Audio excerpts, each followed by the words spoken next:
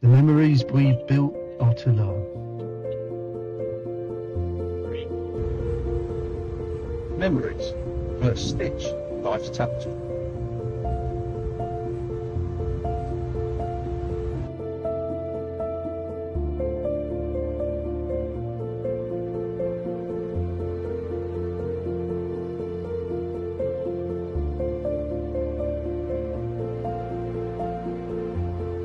Yes, this is the 2026 Rugged Revival podcast, where all memories are made.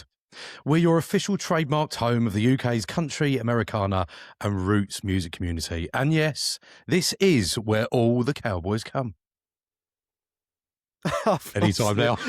You've messed it up again, haven't you?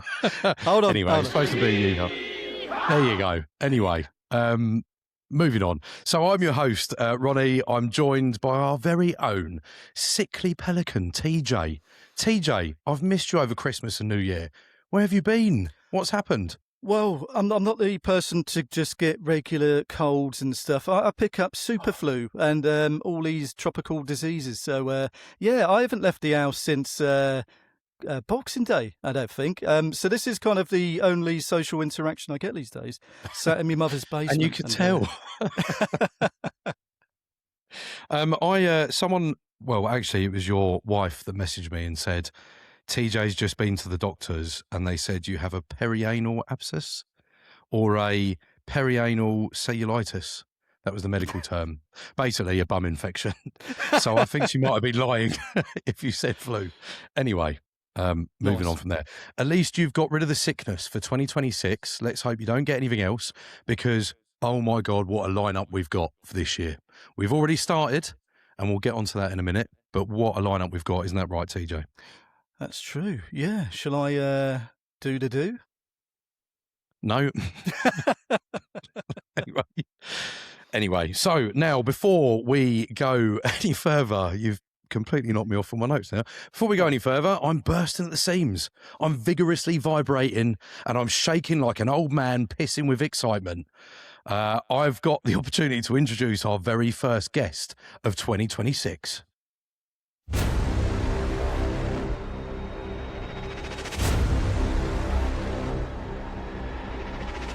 Ladies and gentlemen, please make some noise for...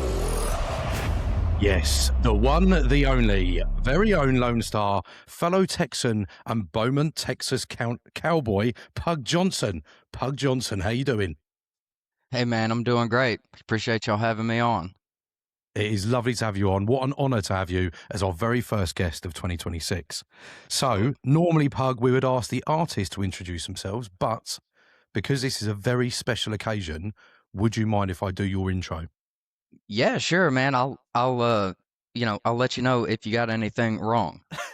Perfect. That'd be great because I probably have already, but we'll go for it. We'll keep going until we finish this. So, TJ, play it. So, ladies and gentlemen, boys and girls, children of all ages, shapes and sizes, this is Pug Johnson, a singer-songwriter from Beaumont, Texas, and his music has been described as Cajun, swamp pop, Tex-Mex, honky-tonk, plus plenty of Texas country and swing. Pug has been described by his fans as the modern-day Elvis Presley, Freddie Fender and Charlie Pride, sprinkled with a bit of Mel Haggard, then the Man in Black and Conway Twitty. Mix it all together with some of the Mavericks and you've got Pug Johnson. How's that? That's pretty great, man. There's a few of my heroes that you threw in as like, who I've been compared to that I haven't heard yet. So that was nice. Good. Freddie Did Fender I get it and right a little bit? Charlie Pride. Nobody's ever given me that, and I love that. Honestly, let me tell you, that was all the names I thought of when I started listening to your music because I was blown away by your incredible talent. So thank you very much. And listen, we've had a bit of fun at the start of this intro. It's the longest intro in the world, but it's so nice to have you on. So Pug, I start off with all the deep and meaningful bits about your personal life, where you come from, and what you do. So if you wouldn't mind sharing with us, can you give us some experiences of you growing up, childhood experiences, where it all started? Where did you begin? Okay. We moved around a lot when I was a kid. My dad had to travel for work. He was a um, union electrician. Yeah. So, always in the trades. Um, but by the time, let me see, before I started the fourth grade, we kind of landed right outside of Beaumont, and my dad and my grandpa is from that area as well. Um, so yeah, I kind of came up there. Shortly after we moved there, we moved my grandparents out there with me, which were my dad's folks. And I had always been really tight with them. I was the last of the grand children, and so Yeah. I spent a lot of time with Meemaw and Pawpaw, and my grandpa he would sing a lot. Him and my dad both, they would just kind of sing around the house. Yes. Yeah. And Pawpaw would sing a lot of Jimmy Rogers and like really old school country singers, Bradley Kincaid and Riley Puckett and stuff like, Yeah. people that we have forgotten about. And then we Yeah. would sit and watch GAC, all the country music video countdowns and stuff. And Yes. Pawpaw would Yeah, sit yeah. there and talk shit on 90% of it, because we were in the 2000s by then. And so it was already starting to, we were getting away from mostly country, but like, an Alan Jackson or a Rodney Crowell video would come on, and Pawpaw would be like, yeah, that's good stuff right there, Mhm.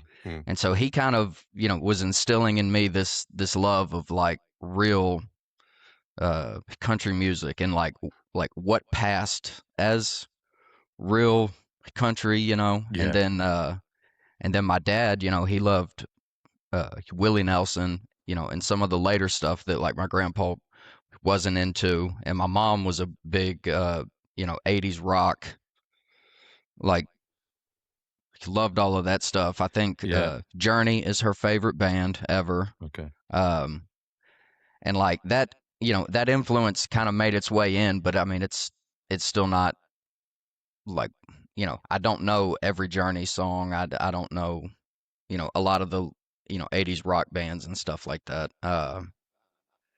And then my uncle, which, when I was, I think just before the seventh grade or the eighth grade, I went on a trip to visit my aunt and my uncle that lived in Dallas. Yeah. And by this point, I had found Waylon, and I was the world's biggest 13-year-old Waylon Jennings fan. And my uncle was like, "Well, hey, if you're into Waylon, have you heard of Billy Joe Billy Joe uh, uh, uh, Billy Joe Shaver?" Yeah. I was like, "No," and so he was telling me all about him and playing me some of his tunes and stuff, and I fell in love with that guy. And by the time I moved home, it was like, okay, this is what I want to do for the rest of my life. I'm gonna write songs about Yes. my experiences, and and then I thought I needed to live as hard as Billy Joe did, which I have not. I gave a good run at it, but I pulled back eventually. But yeah, so I mean, as far as like musically, that's kind of where it all uh, came from. And it seems like the older I get, the more into uh, digging further and further back into my heroes and to who influenced them or what influenced them. At some point, I went to college and found out that I had a love for Dixieland jazz. There's just something about that music, that rhythm, and the way the horns are moaning, that it just hits me right in the spot. And so that's been a thing that I throw in there as well, and that's that Texas and uh, uh, Louisiana blend that we get in the Beaumont area. You know, you're right on the border there, and we get a lot of bunch of Cajun folks, which is a little different from the New Orleans culture, but it's it's all kind of connected. It's just who came in to the port and then branched out. I love them stories when you were telling them about the traditions and what they were telling about the real country music, and you've got that whole grounding with all their experience and all the traditional people that were involved in country music back then.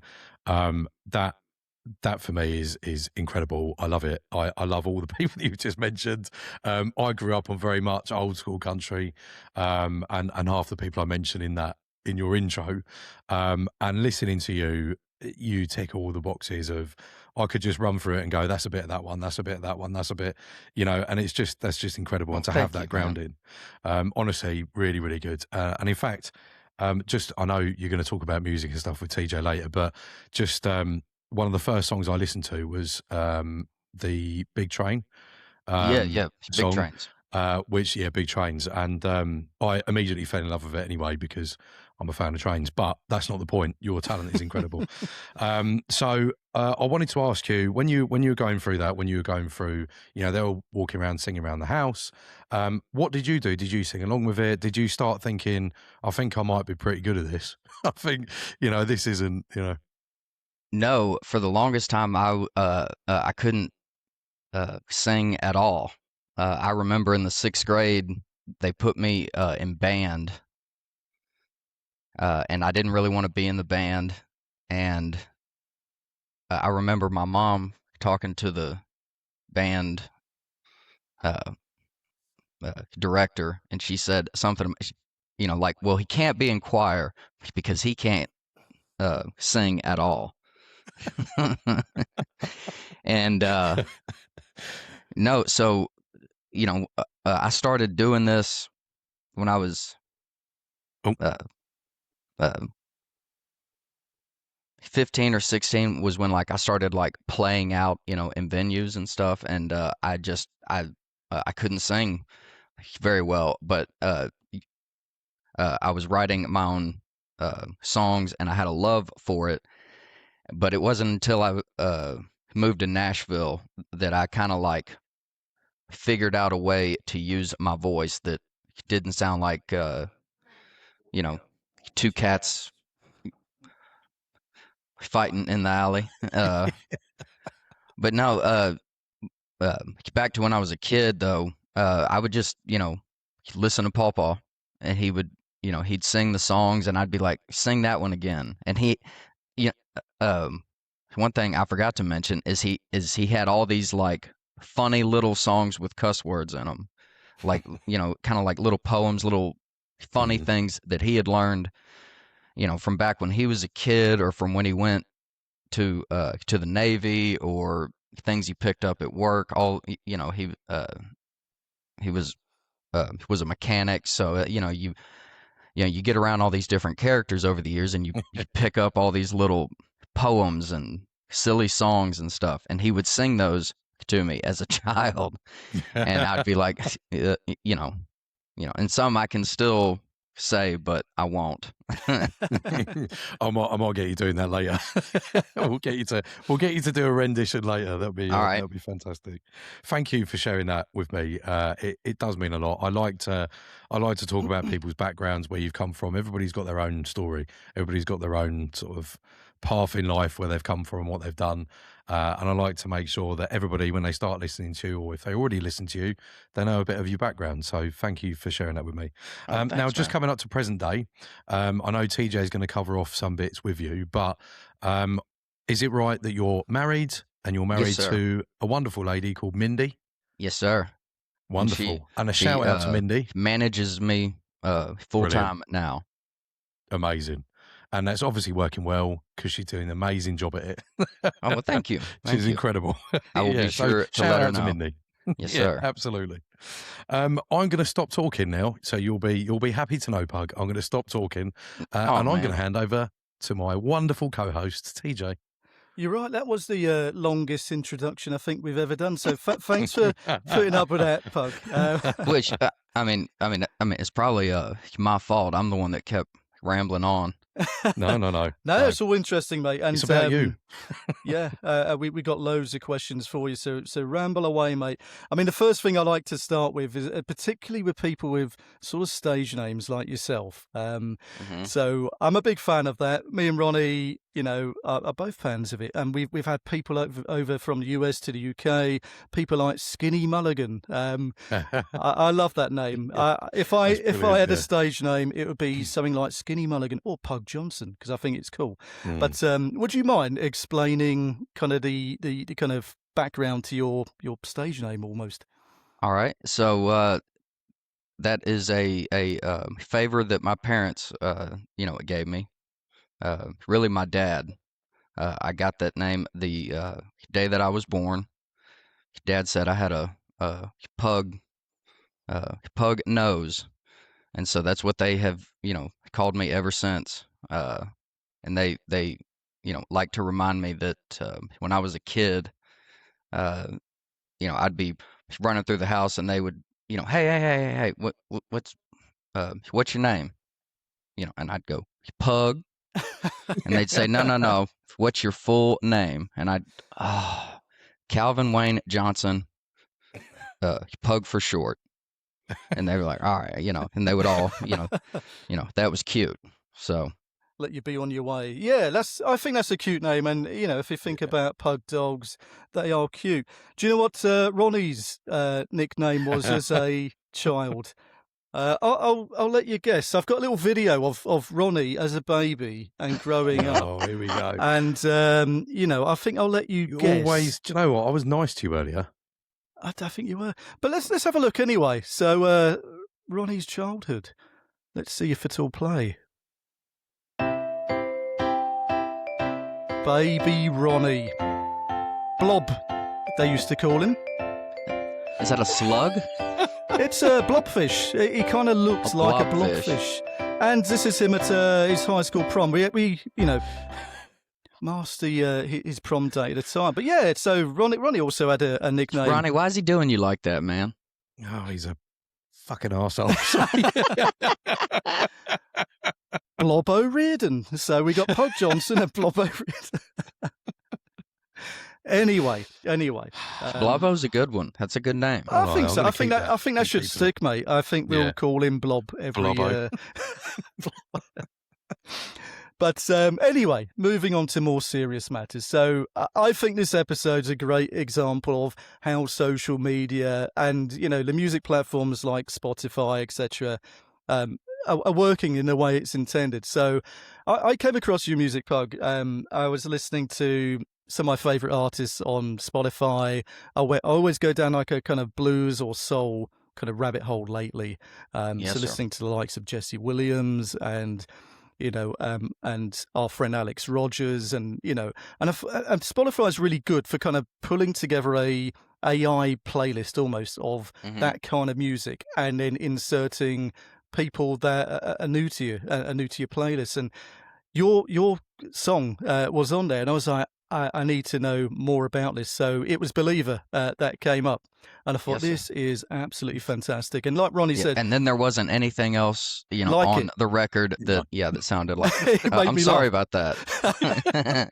But that's why we put it out when we did the promo initially, to say you transcend genres. And you really do, because I can hear the kind of Cajun influences. I can hear a little bit of Tyler Childers in your voice. Not necessarily his music, but kind of your vocals, and then old school kind of honky tonk, and it just goes on a varied kind of tangent. That particular album, but that song is the one that kind of got me hooked. Would you mind if we play a little bit of that, mate? Yeah, man, go ahead. So I've got the video, and it's worth noting that your wife is in the video as well. Yes, so sir. Let's play a little bit of Believer. I was just another stranger.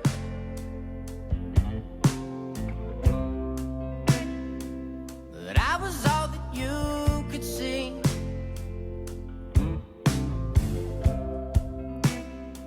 You said never mind the danger when and you took my hand and my armor off me. Oh, Chef so much kiss. love there. There is So much love there. Yeah, I love that video. Is it your roommate that recorded it, or? Yes, sir. It's Yeah, I'm glad you asked, because I was sitting here. I was like, hey, yeah, Peyton filmed that. So That's a yeah, cool that was filmed 3 minutes away from where I'm sitting right now, at the studios at Fisher, which is where we recorded that album. Oh, cool. We were in Fisher very we went to briefly. Fisher, yeah. Really? We visited Texas in, I lost track of time. Is it October? We went Toured Texas. Toured in Texas, October. you could We say. We went to the Devil's Backbone to Yes. see All right. Adam Hood, which was kind of our dream. Oh man, yeah, it great was- show. I haven't got to see him play in years, but back when I was in high school, I mean, he was one of my favorites. I was like, oh my God, this dude is. I mean, his voice is so smooth. Yeah. Anyway, Definitely. go ahead. It's the well, we're Adam Hood stalkers, so you can see kind of signed stuff, and me and Ronnie kind of there with him. Yes, he's probably sir. got a restraining order against us now, but he did come on a podcast a while back, to be fair. So it was nice to talk to him and to see people in person for a change. So we do a lot of these. Well, we do all of these online. So we did a bit of a Texas tour in October. A really good friend of ours, treated us so well, took us to these cool places like Fisher, to New Braunfels, Green Hall. Yes, sir. Obviously Fort Worth. Fried chicken. That was incredible. No, fried steak. Sorry, fried steak and green. Chicken fried steak. Yes, the chicken fried steak, man. You can't go God, wrong. Yeah, that was so good. I think we came back about 4 stone heavier, but Right. it was all good. But anyway, yeah, I love that video. I love that song, mate. And it was just funny how it came off the back of the stuff I was listening to. So it does get it right more often than not. Love the video. Me and Ronnie were kind of talking about it earlier. And we're like, I wish our wives loved us that much that they'd feature in a video. Like, I'd write a song about them, that they'd enjoy it for a start. So maybe me and Ronnie would do a parody of that. So, Dude, yes. I think we should do that. I'll wear the white shirt. That would be hilarious. My gut might be hanging out the bottom. I catch Ronnie's eye across the bar. Maybe your mate could film it for us. I think that would be Yeah, man, y'all come over. We'll do that. We'll come over for that. Yeah. We can put you in the exact spot That would where be all amazing. of those were That filmed. would be unreal. I don't know if it'll do anything for your reputation, but we'll certainly have a laugh doing it. So anyway, you're from Beaumont, Texas. Are you still based in Beaumont now? No, yeah, we live here in Fisher. Okay. Sorry, Yes. you did mention that. Yes, yeah. Yeah, we moved over here. Mindy and I, we sold our house in Beaumont about 4 years ago, and we bought a motorhome. It was like a 1995 motorhome that we found in Georgia, and so we flew to Georgia and we drove it back. It was the first time that either one of us had ever driven a motorhome, and this thing was 37 feet. It's a 95, and we had a blowout on the Atchafalaya Bridge in Louisiana, which is a huge bridge with nowhere to pull off of. Like it goes on for miles and miles. You're crossing over basically a swamp, and we had a blowout, and so we were holding traffic up until we could get a tow off of this bridge. But we lived in it full time for about 3 years, and we just at the end of 25, we moved over here with Peyton. We were about 10 minutes around the corner from him, and yeah, he gave us a place to park the bus plus a room inside. And so, yeah, life has been a little easier not being confined to 37 feet. Yeah. I mean, it sounds like a great life anyway. But I remember a Fisher take. Is that hill country, isn't it? That's Yes, sort sir. of why. I remember, we spent how many hours in the car, Ronnie? It was a lot of hours in the car each A day. lot of hours We're not next to used you to in the that. car. We're not Yeah. used to that in Yeah. England. But It's really nice over here. It's a drier heat even when it is hot. Yeah. Whereas like back in Beaumont, you're right on the coast, and it's just humid and hot and humid and hot, and the mosquitoes are terrible. Oh yeah, we were fortunate we didn't have any of that where we went, so it was Awesome. it was good. I do Just remember snakes and bears and coyotes. Yeah, coyotes. pretty much. We were too scared to leave our cabin in. It was in Fisher somewhere, wasn't it? It was in the middle of nowhere, and we Yeah. had this tiny little cat. It's going to bring back memories for Ronnie because he was in top bunk and I had a terrible accident. managed to fall out of the top bunk and nearly Oh, through shit. the floor. It was Yeah. hilarious, to be fair. I found it funny. You were pretty much in pain for the rest of the week, but it was worth it. Anyway, so yeah, we had a lovely time in Texas, and as fellow Texans, we've got our favourite things from when we were out there. I say fellow Texans because we were made honorary Texans. Pug. Nice. Good. I'm emailing the governor to ask for honorary Texan status. I thought you did That's that what I already, want. and he just fucking blew you off. I was trying to, yeah, and he just ignored me. So I'm going to email him again. Yeah. So I'd like to talk about, for people who perhaps haven't been to Texas, types of food, drinks, etc. So let's start with like your favourite particular foods in Texas. So me and Ronnie absolutely love Texas barbecue. I wish we had more of it. You particularly loved the Mexican food when we were there. Great. Me not so Yes, much. sir. I don't mind Mexican food, but I prefer the barbecue. But for you, mate, Pug, what is your kind of go-to cuisine? Mm. Oh, that's tough to say, man. I'm a cook, here at the house, so I like to, explore quite a bit. Back home in Beaumont, you get a lot of Cajun influence, and so, you know, gumbo is just as popular as chili. In fact, for years, Beaumont didn't even have a good barbecue joint.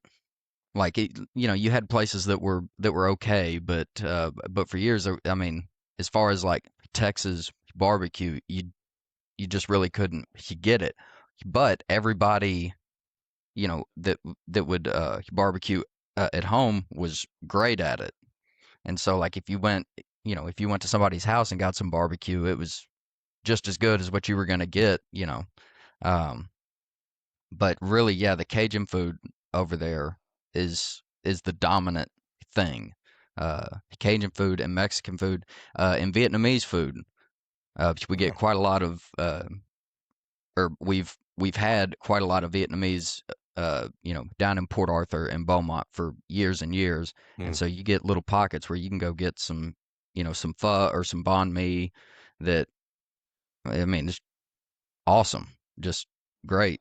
And it's been a little tougher to find over here in the hill country, the Vietnamese food. Like I'm sure if you go to Austin or go to San Antonio or like to New Braunfels, but as far as like where we're at, right out here, there's not much. But yeah, barbecue, Mexican food, Vietnamese, and then yeah, all the Cajun food. And yeah, we just kind of cycle through them. Here at the house, I'll get on a mood. Here lately, I made a beef and Guinness. Oh, Or nice. I didn't actually use a Guinness. I went and found a Texas made, stout. But a steak and Guinness stew with a soda bread, and my roommate Nice. and my wife were very pleased with it. So Yeah, I can see why, mate. Yeah, we didn't try everything out there. We say it was I think it was a week we went. It felt like an eternity, but in a good way, obviously. We also had our favourite drinks, and we're really pissed off because since we come back, we cannot find any of these things online or get them in the UK. So, for instance, we loved Lone Star beer. yeah, Coors Banquet, so this is like in homage of the Coors Bank. Ronnie was on a Mountain Dew fix, weren't you? When you were there. I was Mountain shaking Dew? when I come back. I couldn't because you can't get it here, and even we only got the little bottles of Mountain Dew, and they taste like shit. So I got you. and I need it. I feel like I need Mountain Dew. So in my life. we are lacking somewhat. But yeah, there was some great stuff, and Ronnie kind of for my birthday, like I missed due to illness, he got me some Yellow Rose Texas whiskey. Nice. Texas whiskey I hadn't really tried before until we went out there. I'm a big bourbon fan. Normally it's Kentucky stuff, but you guys have got great whiskey as well. So I'm probably Yes, sir. talking about all these alcoholic. I don't know if you drink at all. If you don't drink, Yes. you do. Yes, I do. Good stuff. So what's your? That was a heavy confirmation there. Yes. That was Yes, I do. Yes, I do. Gets me in trouble from time to time. Doesn't it all, mate? It's so what's your favourite drinks then, Pug? So if here lately I've been on a beer kick, and I've been wanting like stouts and ales and stuff like that. But that's not always. I love whiskey. And haven't really had a lot of them that I don't enjoy, unless it is flavored. I'm not big on putting honey or cinnamon or apples, and I don't. Straight I up. don't. Yeah, I just want some whiskey in a glass with a little bit of water in it. Mostly Dickel. I drank a lot of George Dickel, which is a Tennessee sour mash. It's what my old man, that's been his go-to. It's not expensive, but it's really good Hits the spot. whiskey. Yeah, Yes, sir. yeah. Everyone's got their own kind of thing, and I think Buffalo Trace over here is our go-to bourbon. It's cheap as hell, but it's amazing. Yes, sir. You can't go Yeah, wrong. solid choice. Absolutely, mate. Absolutely. Pug, I've just sorry to interrupt, TJ. I've got to say you're coming out with a lot of Irish traits. So there's a lot of Irish around the stout and the Guinness and steak Soda stew bread. and the soda bread, and then you said about whiskey and water, and that's a very Irish thing. So yeah, proud of it. I would say I'm kind of like an armchair Anglophile, a little bit.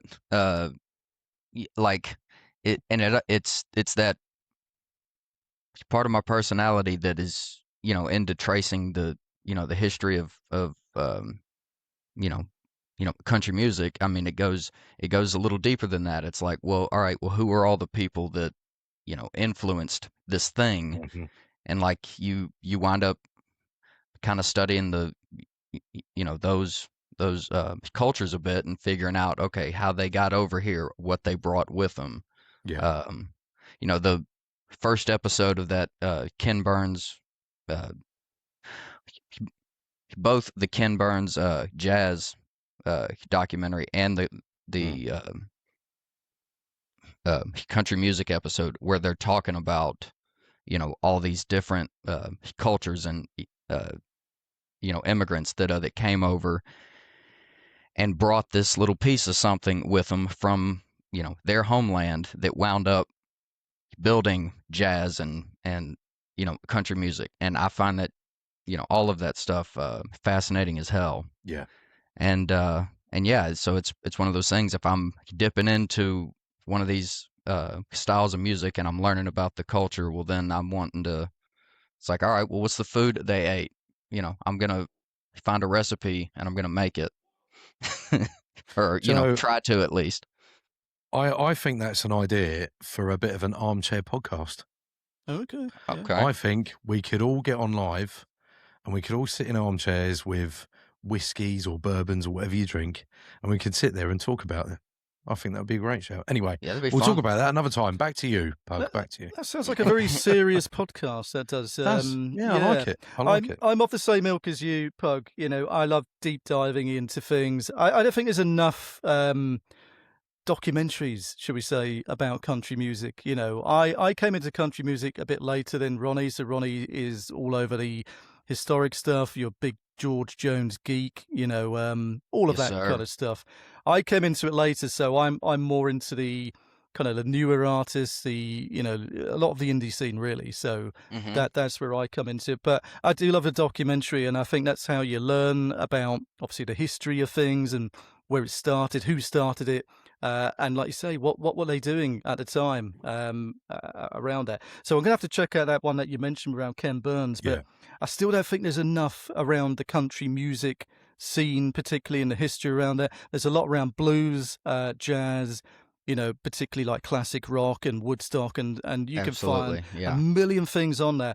But yeah, when I try to educate myself on certain things, it was a bit more difficult. You know, YouTube's normally a good place to find things, but yeah, it's hard. Yeah, dude. That's back when I was a kid and we didn't have this resource. You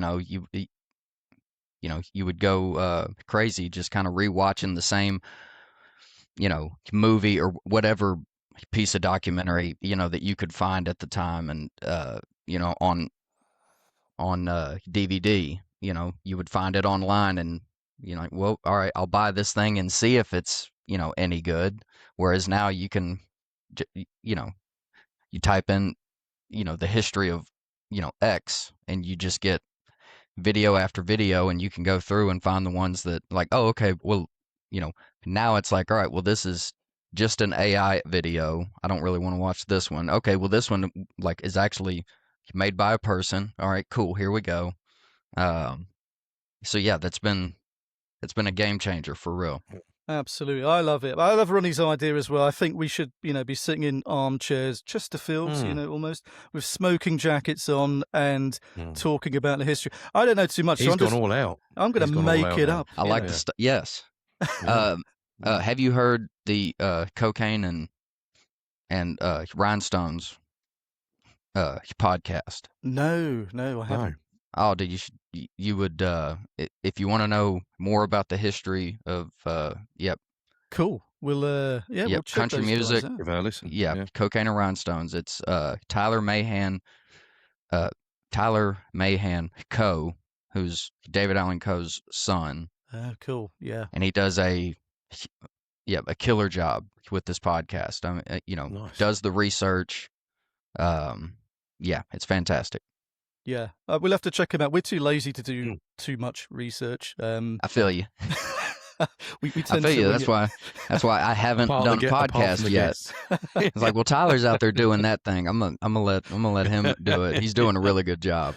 Yeah, good shout, mate. Well, you're Texas through and through. I love that. You've been all over. I like to ask this because I think our dream, Ronnie, is eventually to travel to as many states in America as possible, and experience the different cultures, because it just varies so widely across each state. But I'd love to ask this question, for people from Texas. What does it mean to you to be a Texan, and what to you is special about the state?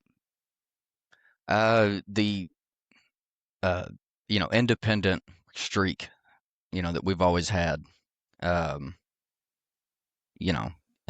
Texas is I used to think that I knew a lot of Texas history back as a kid, because that was my first kind of love before I found the music thing. And you get older, and there's the bit of the revisionist history coming out, or other takes on it, and you learn a lot, and it's there's more to it than I thought there was, but all still fascinating. It's still a unique blend of cultures, and that's why Texas is the way it is. That's why it's had this very kind of independent thing. and it it comes out with the music and you know with the film making and our art. It there's I don't know, there's a dust on it, there's a twang about it, there's a I don't know, something else. And then being from Beaumont, I've got this other thing that's like it's partially Texas but also a lot of Cajun, a lot of Louisiana in there as well, that you don't really get even when you go further north, uh, on that same border, because most of your Cajuns are down in the southern part of they're in the heel of the boot, and kind of in the middle, but and then they just kind of bled over into Beaumont. It's the geography's pretty, it's kind of the same. It's swampy, pine trees, and plants now. And now it's oil business, and so yeah, you get a lot of folks from Lake Charles and stuff that'll come over and work in Texas and vice versa. Yeah, it's a fascinating place. I think, Ronnie, you'd agree. Some of the kindest people I think we've ever met. Couldn't do Really? more for you. Yeah, never had any problems whatsoever. Maybe you did, I Ronnie. fell in love with But it. that's what That's what Mindy and I thought whenever we went and got married over in we went to Ireland and went to Scotland and down to London. nice. Didn't make it into Birmingham. We did stop in Manchester Yep, not too one far. night along the way. Sorry about that. Dude, they were Apologies. working on every roundabout at once when we went there, and I was not happy with Manchester when I was there. I'm sure it's a wonderful place, but No. at the time, with me still getting used to driving on the other Yeah. side of the car and doing around, we like might have a roundabout over here, Yeah. in Texas, like you Yeah. might have one, but it's like, oh, okay, we got this one roundabout. This is weird. Just go Whereas over it. over there, it's every Roundabout, intersection. roundabout. It's like, son of a bitch, I got to get better at this. But so, yeah, I was Manchester sucked when we were there. Well, most places in England suck to drive around, particularly the big cities. It's just not built for it, and Right. Most of your roads in town were built in what, 1500, 1300s or something like that. last time they like- were repaired as well, I think. Boom, boom. But you're right about the roundabout. There's one by you, Ronnie, I think. I'm sure it's by you. It's called the Magic Roundabout. And there's one big Yeah, roundabout there in the is, middle, and there's about Surrounded. 12 mini roundabout. Nobody knows Yeah. what to do, so they No. just go So over. people and- just drive at each other. Right. It's mental. I'm So coming in. kudos Yeah. to you for at least attempting it. We were looking at the roads over in Texas, and I thought, I don't think I can do this. It looks so massive. Oh, I love it. I could. You could The do bigger it is, I want to drive it. Especially the more once you difficult get- it is, I want to drive. Further west on 10, it just Mhm. it gets to where there's nothing. It's just highway in the desert. It goes on forever, doesn't it? It's we made up plenty of games on the way because some days it was 5-6 hours in the car. It was great. Yeah. We're not used to that, but it did go past quite quickly. Maybe through It wears you out. it does, mate. Being on the road for 5 or 6 hours in Texas will wear you our out. bodies were battered when we got home. It was an experience, mate. But it's something I'd never change, and the experience to go to Fort Worth is something that mainly we wanted to do, and it was for Stocktober. So I don't know who you hang out with, particularly on the indie scene. But we had some amazing artists there that particular night. That was the main reason we went out. We're good friends with people on other podcasts in Texas, and we had people like the Teague Brothers band there. Oh yeah. Presley Hale, all Yes, sir. Race Rickett. It was just an incredible evening. So I suppose my question is to you. With the scene, is there any particular people that you bump into a lot, or you hang out with, or you go to their shows? Who are those people, mate? Let's see. There's you mentioned the Teague brothers, and I haven't seen John in a few years now. But we went to high school with each other. Oh, cool. Yeah, me and John, and in fact, his brother Matt graduated with me, and Matt used to show me stuff, on the guitar. He was a killer guitar player back when we were in middle school, and I was just kind of trying to learn stuff. And hey man, teach me, Sweet Home Alabama, right? But so John was a big help, earlier on, and just before we moved out of Beaumont and stuff. He was a big help with trying to help us get the last album, get the first album put out. Presley Hale, I just got to meet her last year. That was at Larry Joe Taylor Festival. One of the DJs over here, JR, brought me out and got me to play at his campsite. So like I wasn't on the bill at Larry Joe Taylor, but I got to come, and he was bringing me around, and introducing me to folks. As far as like artists that I'm really into, there's a couple out of Nashville, but they're kind of underground. You got the Reeves brothers, and they are the shit. Both of them are very good pickers. They sing well, and the show is great. The tunes are fantastic. And then Christina Murray put out a record last year, a couple months after mine, that is one of the best I've heard in a long, long time. And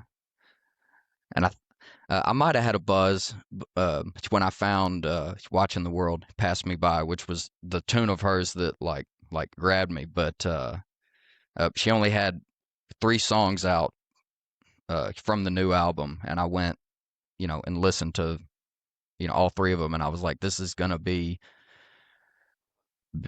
this album is gonna be the shit. And I've only heard 3 of the songs, and so I reached out to her. I was like, well, I really thought I was gonna have the coolest traditional country album of the year, and you've ruined that with 3 songs. So thank you so much, but no, I'm a huge fan of hers. Went to see her when she came down to Austin to play. I made a point to go and see her, and there weren't enough people out there. It's so just because they're in Nashville, that doesn't mean that they're having any better luck with it than we are down here. It's really difficult, isn't it? Even for the bigger names that we saw and experienced over here, places would be absolutely packed. Big venues would be packed for those guys. But for some of the shows, it was like surprisingly quiet. So I don't know if it's like you guys are just blessed with so many artists, and it's just a saturated industry. It is that for sure. For sure. And it's difficult, isn't it? And it must be, really hard for the artists when, they're doing really well online, and the listens on Spotify are way up. And then when you go to a live show, it's, that's where people, I think, need to support artists more. Go to the shows, buy the merch, Mm-hmm. and support in person, just to show that there's real people out there. Yes, sir. I wish we had more of that stuff here, but no, it's amazing. I love the fact that you shared a few names. We're not familiar with those, so we will definitely go on a deep dive, listen to both of them. Yeah, if you get the Reeves brothers on, they're characters. Okay. They are really funny. There you go, Ronnie. You can do some more of your jokes in that case, can't you? See how that lands. But anyway, let's go into your music. So I feel like we've kind of talked around a lot of it, obviously with your personal life and how we got there. But we kind of go through online and see where things kind of started. And I think it was 2018. You started to release singles professionally, and I think Calling My Name was the first one you put out. Obviously, Yes, sir. correct me if I'm wrong. But what did the kind of start of your particular journey look like back then? How was it for you? So I moved to Nashville in 2012 after I graduated from a little 2-year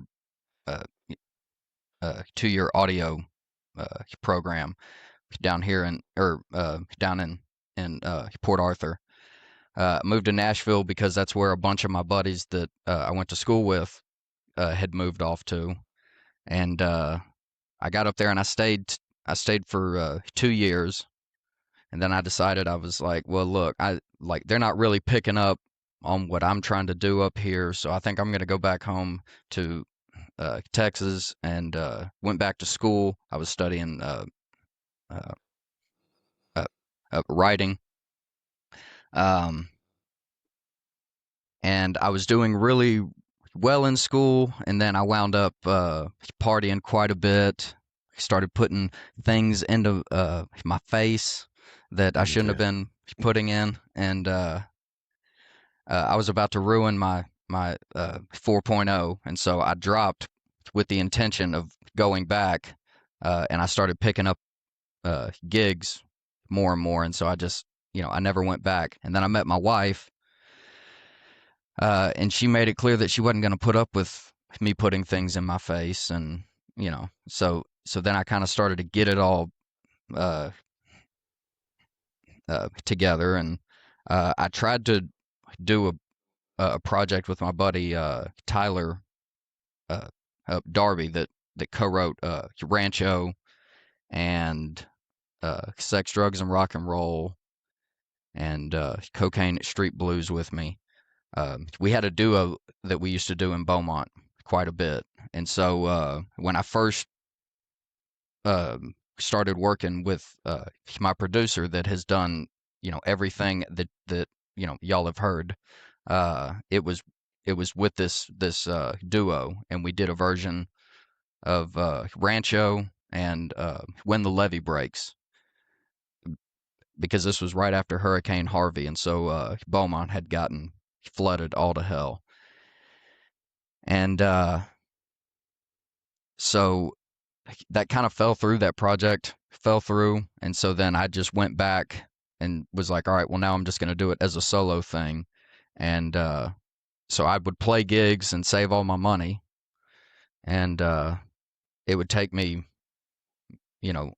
several months of putting a little bit away, at a time, and I would raise about $2,000, a little more than that, to be able to pay to do the single, and to pay for all the musicians, because I had gotten to a point, I was like, I want to make some records with some horns on them. Like, I want to hear my songs this way, and so I'm gonna save up and pay to do it right. And I'll start with the singles, and just make sure that everything I put out, kind of fits the standard of quality. Because I had tried to do other projects in the past with buddies that were, oh yeah, I've got a studio, you can come over and we can make some stuff, and the quality just wasn't there. It sounded like a homemade thing, which can be cool, but it wasn't the way I was wanting these tunes to come out. I wanted to do something that actually had a production value. And so I found my buddy Ryan, who had gone to the same program that I had for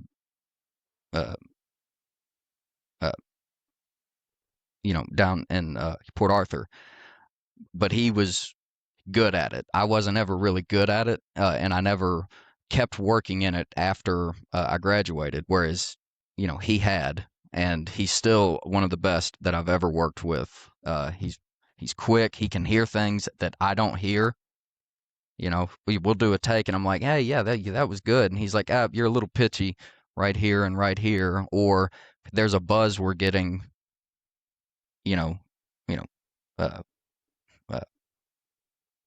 somewhere in the chain, and I'm not hearing this shit at all. So it's like, man, all right, well, I'm gonna keep working with you.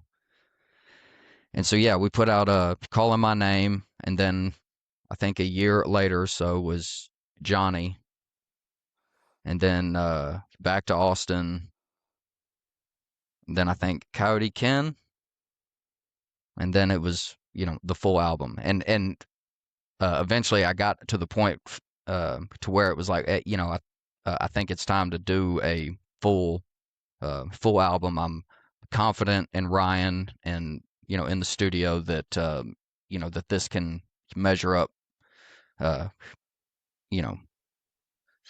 the quality that I'm wanting. And so yeah, I had the band, I had Ryan, I had the space, and so yeah, so then we did Throw It Off and Glad. Yeah, that's a great album, mate. And I like the fact you say that you had standards that you wanted to achieve right at the beginning, and you can hear that, and we hear a bunch of people, and we do our research, and right at the beginning, sometimes it does sound like they've recorded it in a closet, and maybe that's what they're going for. Like you say, there's projects that kind of work with that rawness. Exactly. But I think with your stuff, I think you're right in the way that you've done it, in that it sounds better with the horns, the full band, the production value, because I think that's your sound, and you hear Throw It Off and Glad. I planted the seed earlier with the T Brothers band, because there is a song on there that I love, Buffalo Coin. Yes, sir. And John features on that, and I thought, that's cool. John is dead to me now, though. I'll be honest with you, because he was meant to come on the podcast just before Christmas, I think. I lose track of time. But he blew us off because he had a bigger and better thing to do at the Rhinestone Saloon. So, John Teague, if you're listening... I think you might need to change what you just said there. But yeah, okay. No, I'm only joking. You're welcome back. He was in the military, so I won't fuck with John. Right. He will kill you with his little finger. I'm all the way in England. Come and get me. But no, we will definitely have him back on. Teague Brothers Band. I love the fact you've got him on there, John Teague. Yes, sir.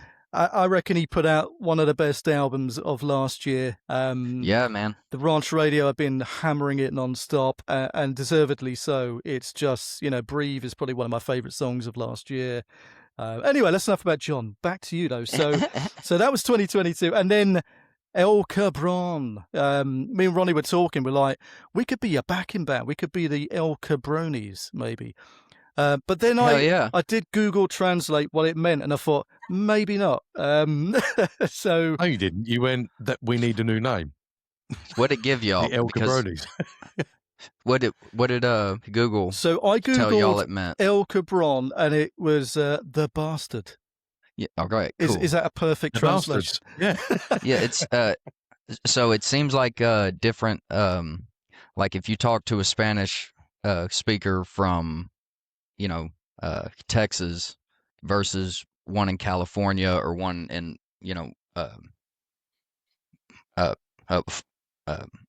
Florida, like they have slightly, it varies slightly. It might mean the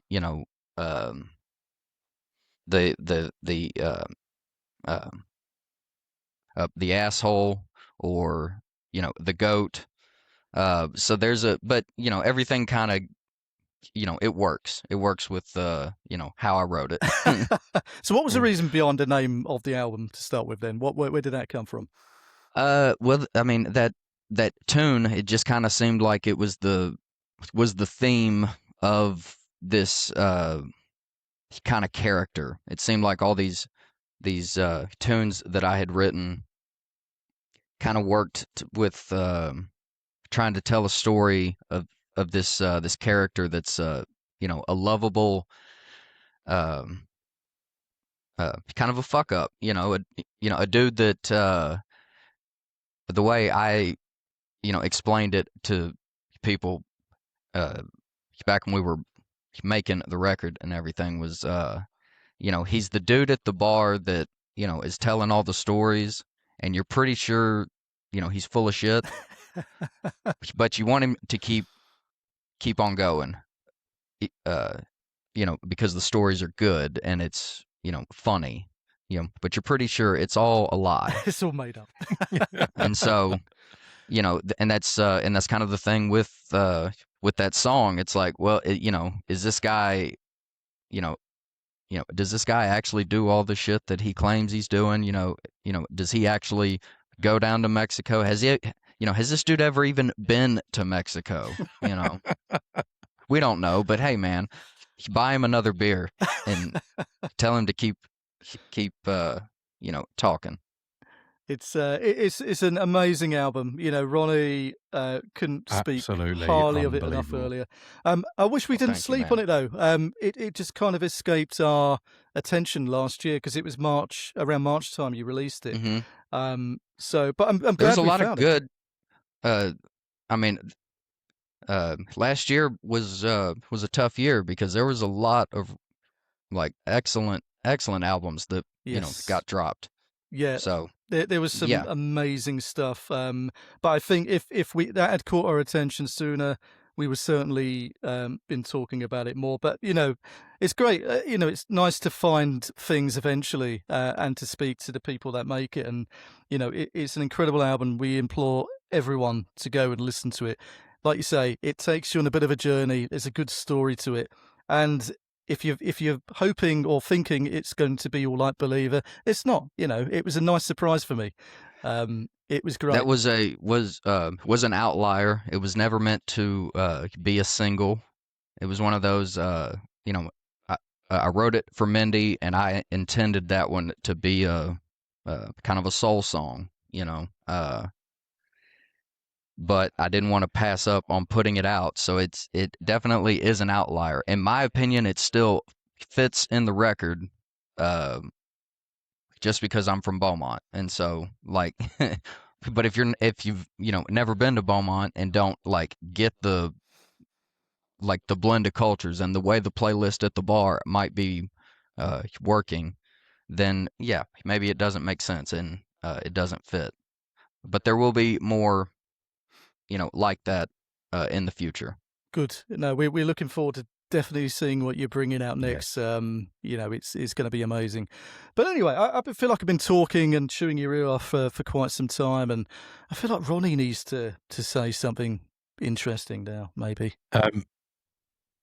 No, you can't. You've been talking so long that my paperwork has gone all over the place. My notes, my show notes. I'm joking. You can tell he hasn't been out the house for a long time because he has just talked and talks and talks. Not someone like the old but people. anyway, we like it. We love him. We love him sometimes. So, actually, Pug, what we've got now is we're going to play a game. Would you like to play a game? Do you want to play Yes, a game? sir. Yes, Brilliant. sir. TJ?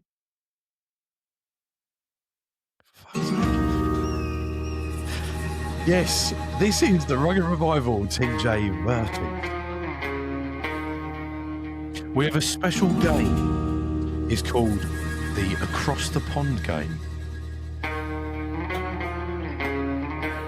It's meant to be our Clint Eastwood faces. Yeah. Now, basically, that music was for the fact that we do a true and false. It's the Rugged Revival True and False with a new spin on it for 2026. So what I do is I ask up to 10 questions and I say, TJ, true or false, Pug, true or false, and then we'll go through the answers at the end. So I've got some interesting questions for you this time. It is a pub quiz in the style of a pub quiz. And it is Texas v UK. So, Ooh, okay. question number 1. Pug. Which is greater in land area? Is it A, Texas, or B, United Kingdom? This isn't true or false at all. I've asked for a true and false, and it's not. But I'm it's A gonna and B. say Anyway. A. Okay. TJ. Oh, it's obviously Texas. I know that. Oh, do you? Right, you ready? What does y'all mean? Is it A, one person, B, a group of people? Pug. It is B. TJ. I'd say one person because I've been called out on text by Texan friends. So I reckon it could You be. don't have any Texan friends. All right. So you want to go A? Okay, fine, good. I'm lying. What does I'm knackered mean in the UK, Pug? Is it A, I'm angry, B, I'm tired, or C, I'm hungry? I'm gonna go with C. I'm hungry. Nice. Although TJ. I think it could have been Go on. B. Yeah. Sorry. Are you going to change your? Which No, one do you want to go for? No, I'm gonna stick with C. You sure? Yes. Positive? All right. I will change it to B. Oh, interesting. Okay, TJ. Well, seems like a bit of cheating going on here. B, yeah. Good stuff. In a UK pub, what's a lager shandy? Pug. Is it A, lager and lemonade, B, lager and cola, or C, lager and cider?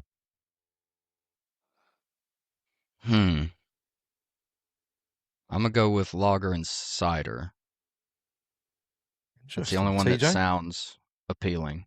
I think that's called something else. No, it's definitely lager and lemonade. A. Okay. The rest are something that Del Boy might drink. Pernod and lemonade. Guinness and Pernod. Yeah. Question number 5. Which one is a real Texas city? Is it A, Basingstoke, B, Sugarland, or C, Scunthorpe? Pug. What was the first one? Basingstoke. Basingstoke. Is it A, Basingstoke, B, Sugarland, or C, Scunthorpe? Ooh, I'm gonna go C. TJ? I'd love it to be Sugarland. So I'm going to go with that. Okay, question number 6. Which one is a real UK place name? Is it A, Lubbock, B, Ding Dong, or C, Amarillo? Pug. All right, so which one is a UK? Place name, yeah. Okay, it's Ding Dong. I'm guessing because the other two are from here. Unless y'all See, have, unless you have, a Lubbock. Do we? I don't know. So I'm gonna go with Ding Dong. Good. Go. TJ. I don't dong. actually know the answer to this, but I'm going to go with Lubbock. That sounds like it could be Interesting. Right. a dual place name. Yeah. Okay, question number 7. What is a US biscuit closer to in the UK? Is it A, a scone or a scone? Ooh.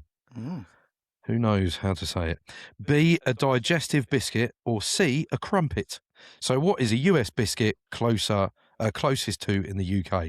Is it A, a scone or a scone, B, a digestive biscuit, or C, a crumpet? A. Pug. Cool. TJ? Yeah, I'm going to go A. I tried making it once, biscuits with gravy, and it turned out pretty I love biscuits. horrendous. It looked lovely on the recipe, but I don't think I did it right. Thanks for that. What is football in most of the UK?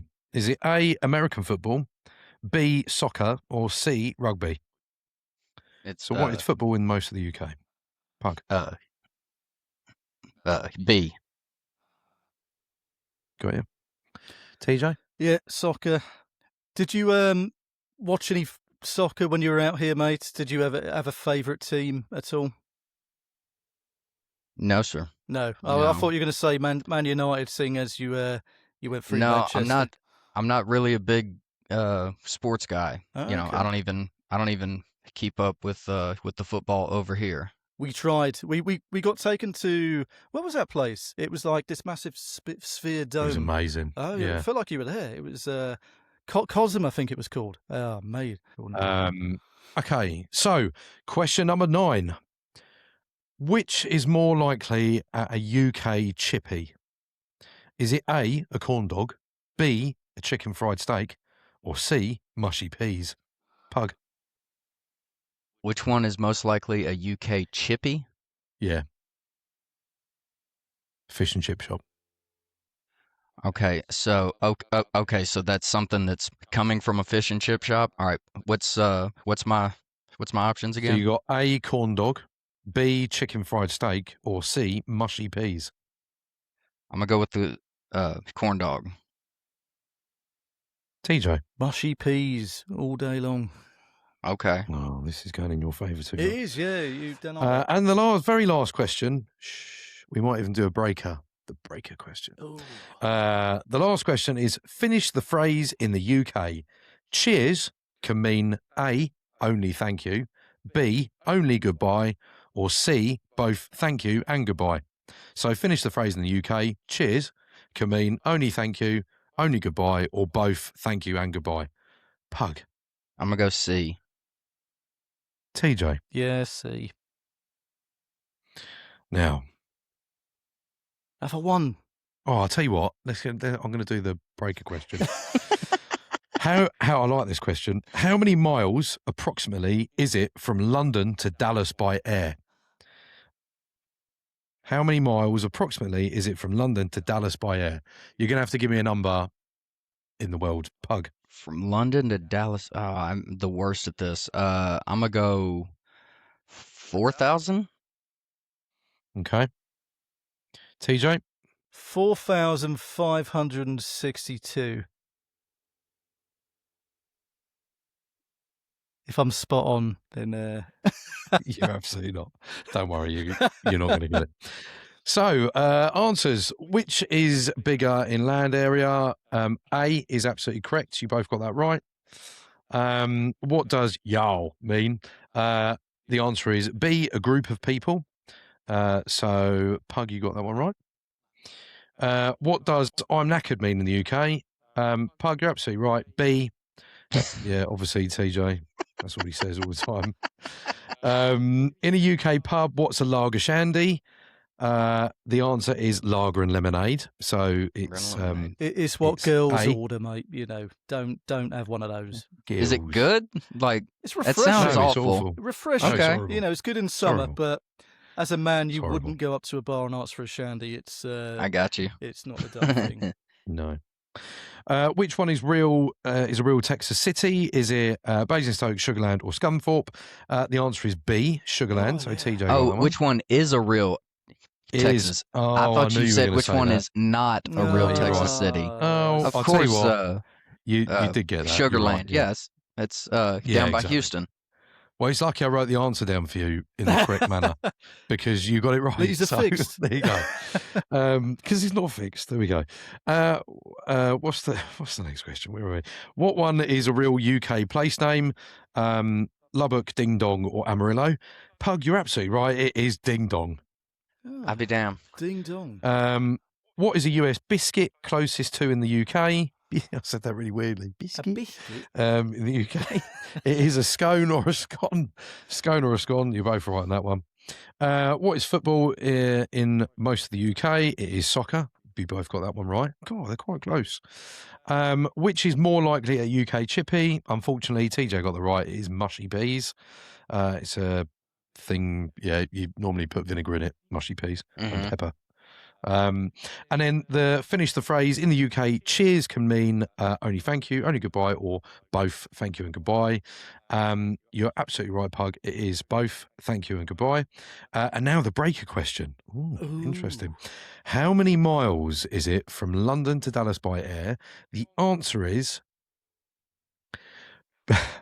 between 4,700 to 4,900 miles. I'm going to give the right answer to Pug only because What? you recently flew from London to Dallas. And you're at an advantage, and Pug isn't. So, all in all, Pug, congratulations! You are the very first winner of the Rugged Revival. It's not true or false. Rugged Revival quiz, pub quiz. Congratulations, well done. You should be very proud of yourself. Thank TJ, you so play much. the music. Play the music. I'm sorry, TJ. Well, I kind of got it There we go. right almost, because I'm so scared of flying that for 9 hours I was holding on to the back of that person's chair, watching that frigging plane go over that screen, and how many miles were left. I'm shocked. You didn't get the right answer totally. Oh, well, I tried. So that's why the point went to Pug. And actually, it's not fixed because Pug got it right most of the time. You were one down. So let's see if you can beat it again next episode. Anyway. So back onto more serious questions. So Pug, we've talked about the past. We talked about how you've been dealing with things. We've talked about your wife being your manager, and on the podcast itself, we talk a lot about mental health, and we talk about a lot around men's mental health as well. Okay. We know that the industry can really take its toll on people. It can really have an impact on people, especially when you're traveling a lot, or if you've got friends and family that are involved, and it does take a lot out of you. So if you wouldn't mind sharing with us, and please don't feel like you have to, but what do you do to keep your head straight? What do you do to look after your own mental health? Well, here lately I've been trying to work out more. You know, everybody's saying the way to take care, of your mind is to take care, of the body. Here lately I've probably been drinking a little more than I should be, but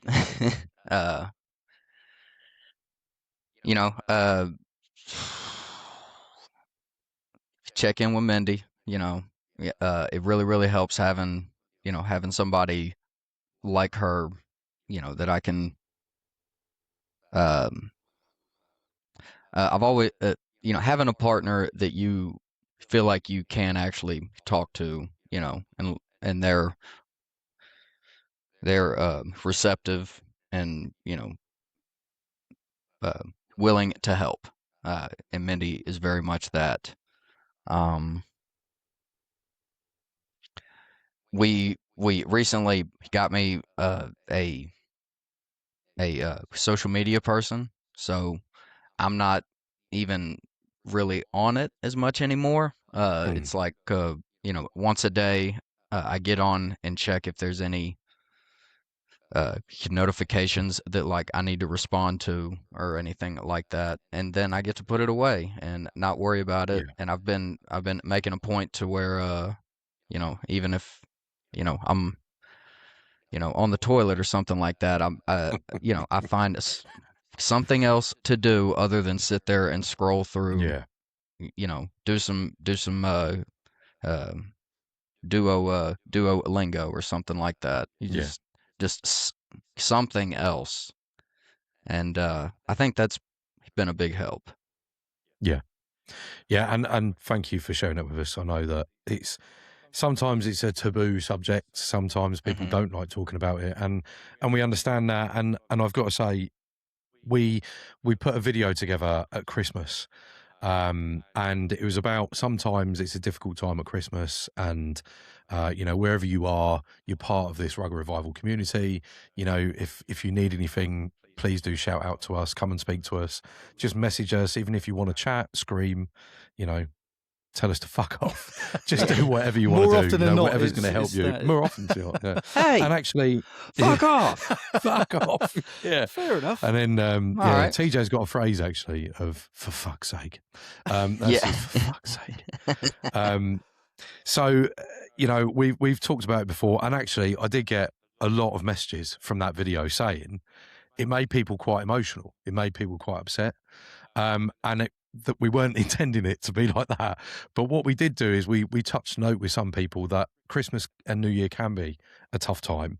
And not just that, going into 2026, January is a very tough time for some people. You know, some people have money troubles, financial issues, and a lot of people sometimes have arguments over Christmas and New Year's and whatever it is. You know, we are always there for everybody. And I know I'm very passionate about this subject a lot.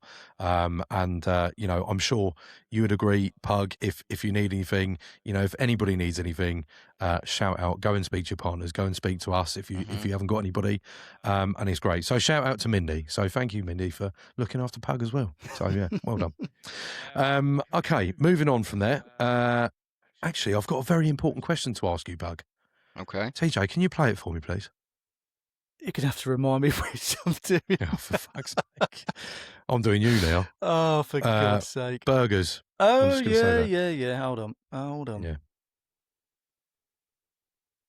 I found this video. If you need a perfect burger, say Whataburger. Inside Whataburger, all over the state of Texas. Of course, Whataburger has the greatest food, chicken, fries, burgers. They have everything. What's on the menu? Burgers, of course. Everybody loves burgers. Chicken, fries, desserts, you name it. And also, what goes great? Drinks. Fountain drinks, that is. Fresh, icy cold, and superbly delicious. In your favorite flavor, your favorite brand, and it tastes so good. Also, we find your patronage somewhat acceptable. And remember, if you need a perfect burger, say Whataburger. Who I is saw that video. narrating that? I'm going to find out and I'm going to post homage to her or him. I think that is probably the best advert that I've seen in a long time. So the question that is very important, Pug, is what is your favourite Whataburger? Oh, I typically do the I forget which number it is, but it's just the bacon and cheese Whataburger. Just the, you know, a classic. Yeah, classic, like the classics. TJ, what was your favourite? What did we have? I'm trying to think. Was it the like normal? I had the spicy honey thing. I think I had the new. No, I didn't have the same as you. Yeah, the hot and spicy. Oh yeah. Bacon burger. I think I had the And then normal. you got the honey butter chicken biscuit. I done the hot and spicy one. That's what I had. It was so good. Yeah, That's and that it. Yeah. Even the fast a good food one. joints are just like infinitely better Incredible. than what we have Yeah. here. I'm just Yeah. Really. jealous, mate. Yeah, Yeah. we have like Unbelievable. Mackie D's, KFC, all usual kind of stuff. Mhm. But the food's like atrocious. It's almost like you take great pride in your burgers and Right. And shitting all over the UK fast food I'm scene. just like, if you're going to make something, you do it properly. You don't fuck about. And I'm like, I just wish we did the same, you know, the same quality of the care. We tried to make it Yes, as sir. small as possible and charge more money anywhere you go. So we'll Right. give you the smallest drink and the smallest bit of food, and we'll charge you double for it that you can get in America. Anyway, fuck you, fast food restaurants. Right, next question is I've completely lost my place. It's a question that I've asked previously, and I always like to know the answer and what makes you tick, basically. What makes you play to crowds? What gives you that urge to go and do what you do? What makes you get up in that morning and go and play to crowds, go and do a gig, go and record something? What is it? What do you get out of it? It's definitely it's a high. Like when you have a good gig, like when you really got the crowd just right there. But there's a high that comes from it. Probably better than any drug I've ever had. And I've had several. When I first started doing this, I just wanted to be a songwriter. I wanted, because I didn't think I could sing. I didn't think I, would ever want to be a performer. Really, I didn't think I had it in me. But eventually, it got to where it was like, well, if I want to be a songwriter, I have to play my songs, for people. They have to hear it and say, hey, that's a good song. And and through the course of that, I wound up with a band.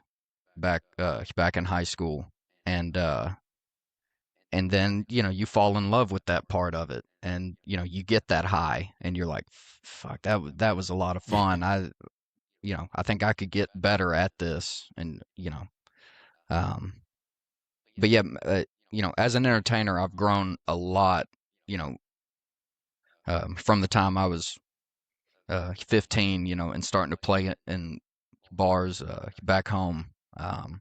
It's been a constant, just little bit by little bit. You pick some things up, to make you a little better at it. And I'm still trying to learn more and get better at it. You see somebody that's like really, really got the snap, and like they're real pros at it, and it comes across. And when I see those acts, I'm always taking notes. Okay, well, this is how they kind of set this up. That's great. They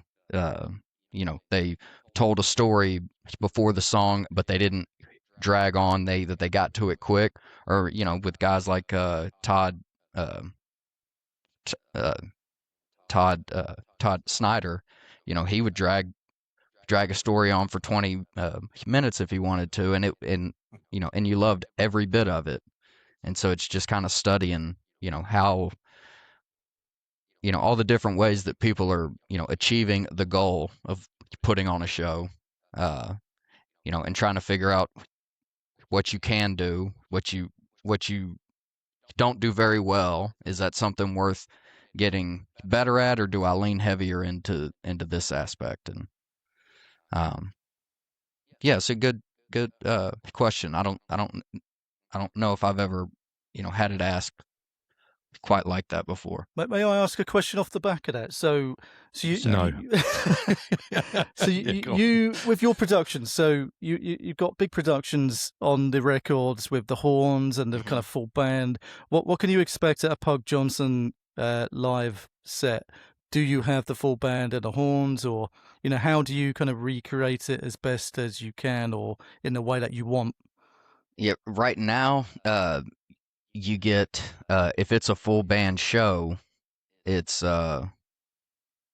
just drums, bass, and a lead player with me, because horns are expensive, and the keyboard, like I'm not drawing enough yet to like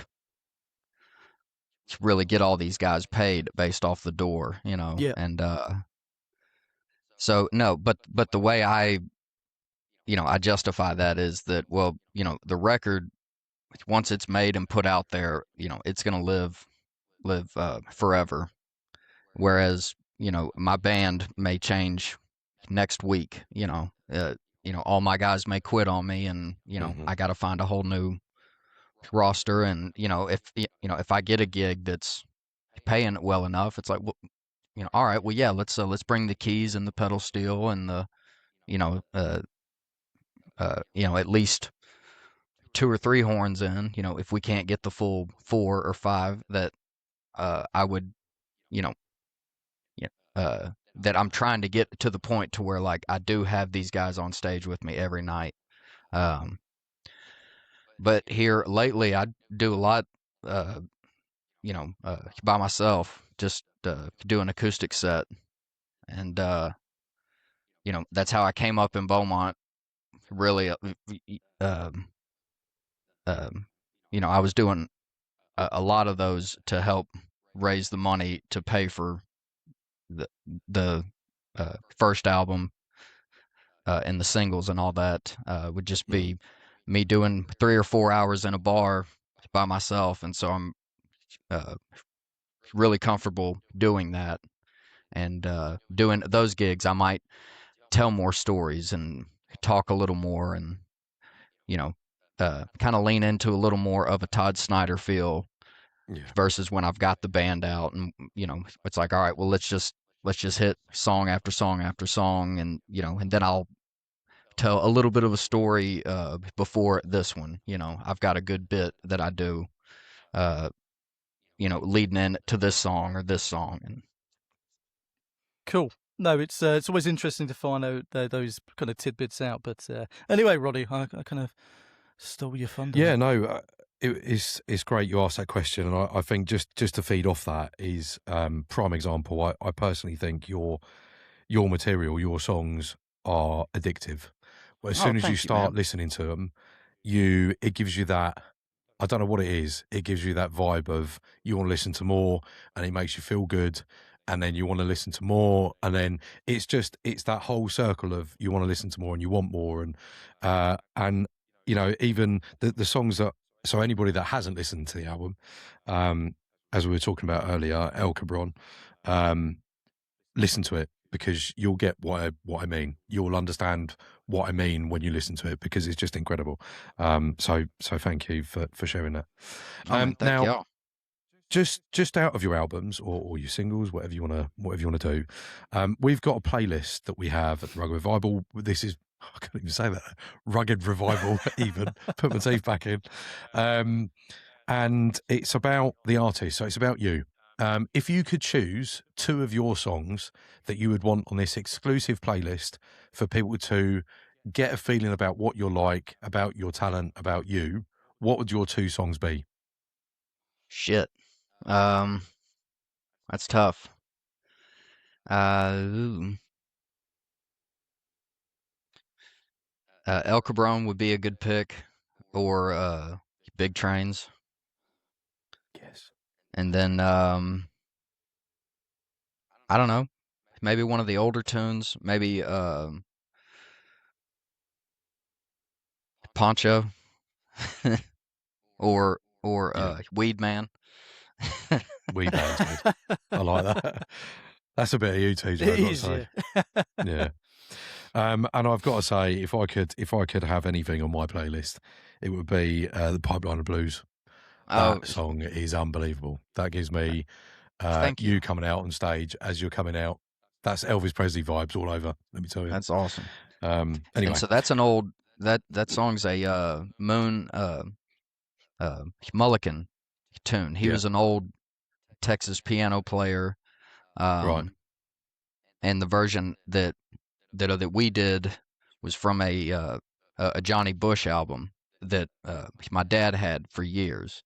And Dad would come home from work, and if we were going to be going out or something, and he'd, break into to the Dickel, and he would stand in the living room, and he would put that record on, and he'd have that whiskey glass in one hand, and with the other hand, he'd get in there and dance and sing along with it, Oh, I love and then that.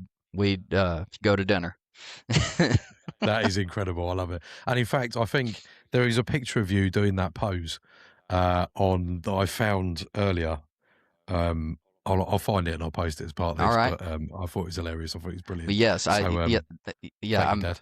I'm definitely my father's Yeah. progeny, because Yeah.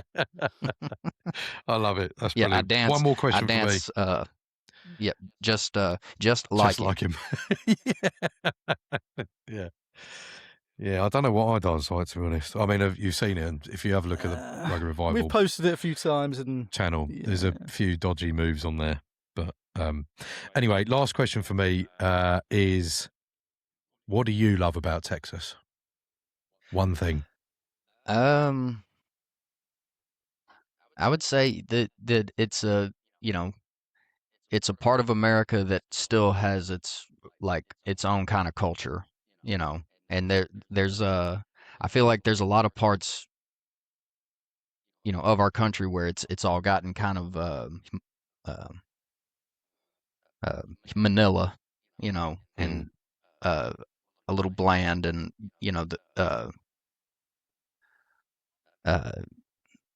maybe over commercialized or something, the fast food joints, and they come in and take away, the mom and pop, and I know a lot of cities have really pushed back over, on that thing, and tried to find their culture, that that thing that is them, and makes them who they are, and they try to preserve that and bring it back, and with Texas, it's always kind of been there.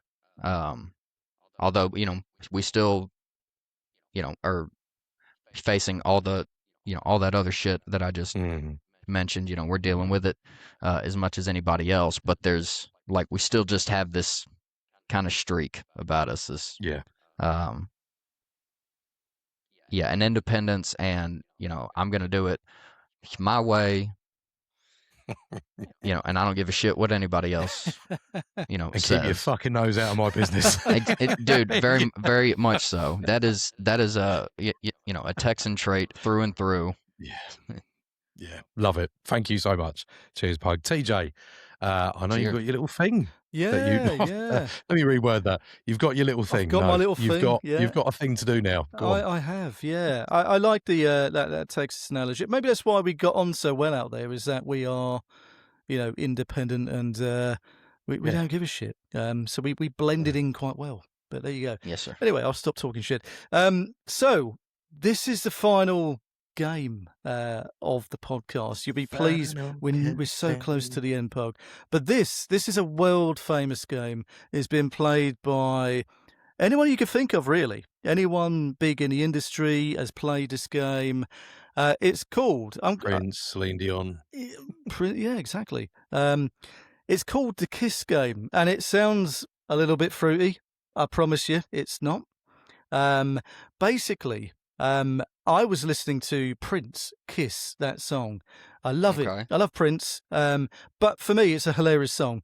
It's a ridiculous song that only Prince can pull off. So we tried to emulate that with the opening kind of introduction to that particular song. So I think if I play you a snippet of the original, Ronnie's going to have a go of showing you what it's all about. And then would you like to have a go yourself once you've seen it? Sure, yeah. All right. Lee, I like that. You're up for it, mate. I think so. Yeah, well, it will make sense as we go along. I think I'm up for it. Well, you've said yes now. So this is the original of Prince. There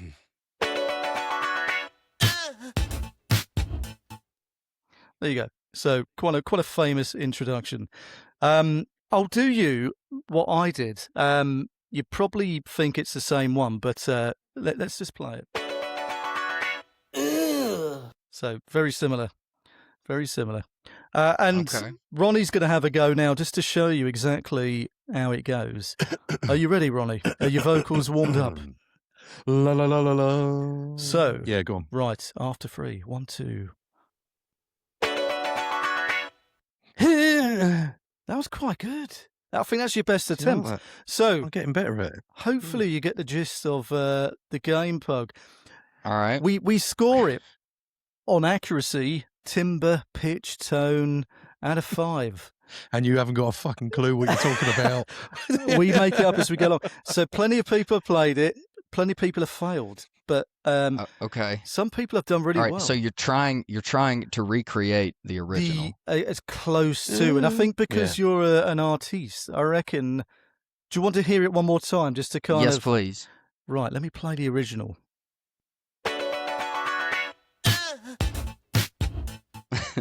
I reckon because you've got that kind of pitch to your vocals already, you might nail this. So, do you want to hear it one more time? Or are you ready to just dive straight? One more time. One more time. Right, here we go.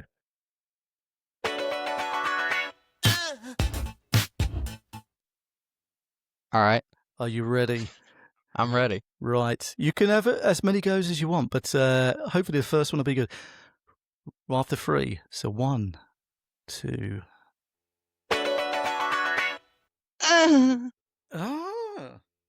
Oh, that wasn't me doing it after you.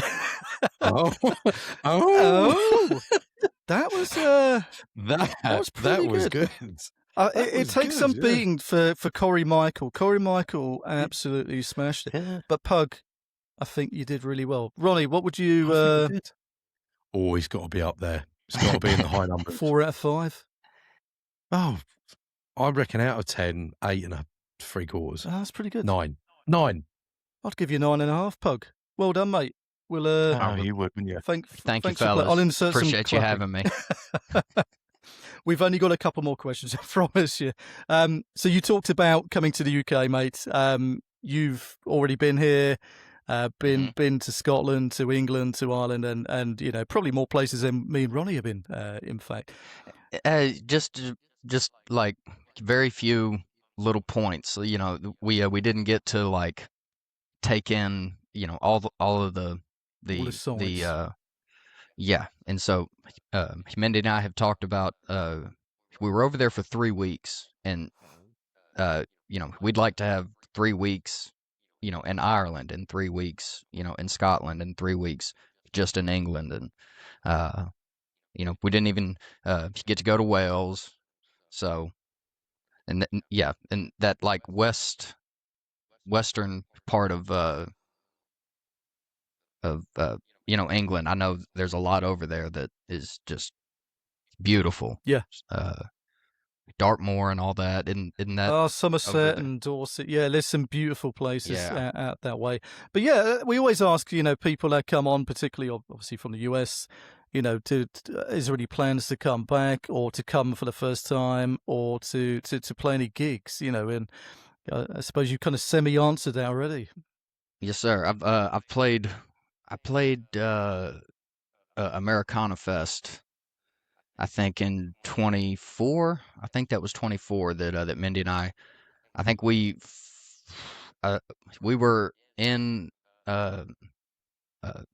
London for less than 24 hours.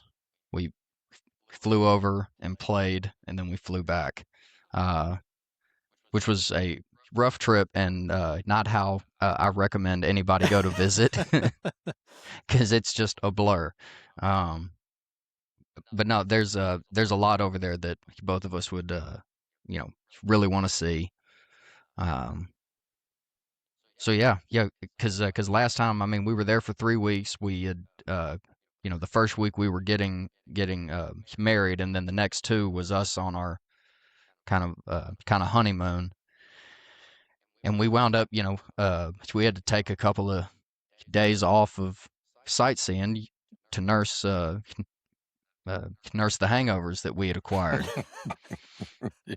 So excellent. Well, if you ever come back this way, shout us up, mate, because we'd love to see you, show you the sights. We'd love to take you around. Yeah, absolutely. Take you to some of the places to go. Yeah, let's do it, mate. But it's a fresh year, so 2026.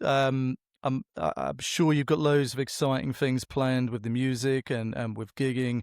Is there anything you can kind of reveal in terms of what you've got going on? What's your plans? Yes, sir. So we are about to start a crowdfunding, a campaign to try to finance the next album that hopefully we can start working on, I think in April or so. April or May, I think is the tentative dates, but around Valentine's Day, we're gonna really try to launch this Kickstarter campaign to get the funds together, because the way I want to make a record is expensive. But I'm sticking to my guns that I want it to measure up to a quality. And so this record is I got really big into Jerry Lee Lewis, his country stuff over the past year and a half or so. And then Merle Haggard is like, is and always will be one of my biggest influences. And so by exploring more of the 70s Jerry Lee and the 80s Merle Haggard records, I decided that I wanted to write a hardcore country heartbreak record.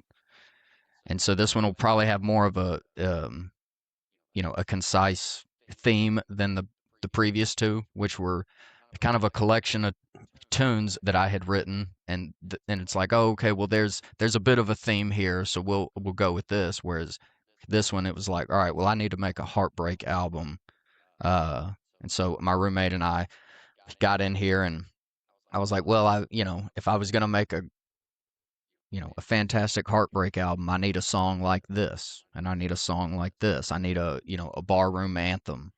I need a she done me wrong. I need a I did her wrong, and just kind of, built a track list like that. And then I started breaking it down and writing some tunes that I'm really pleased with, that are going to be a real throwback to that old crying, in your beer, country songs. And there will be more piano on this one, because of the Jerry Lee influence. Awesome. So yeah. Now we're looking forward to that, mate. I think that's going to be amazing. Funny enough, when we were at New Braunfels and at Green Hall, Jerry Lee Lewis's little sister, I forget her name. Yeah, dude. She was rocking the... Linda Gale. Yeah, Linda Gale, that was it. Yeah, she was... I mean, she's getting on a bit herself now, but that band was awesome. I think they were half cut, dare I say it, but they right. Having a right they laugh. were having Yeah, a it was good old great. time, so were we. Yeah. But no, that sounds amazing. I'm really looking forward to what you're putting out next, and if you need us to share anything, we'd love to do that for you. Absolutely, yeah. That'd be great. Well, yeah, Mindy will be reaching out, I'm sure. Well, she got my details now, mate, so we'll make that happen. But anyway, Ronnie, you love to do the final messages, don't you?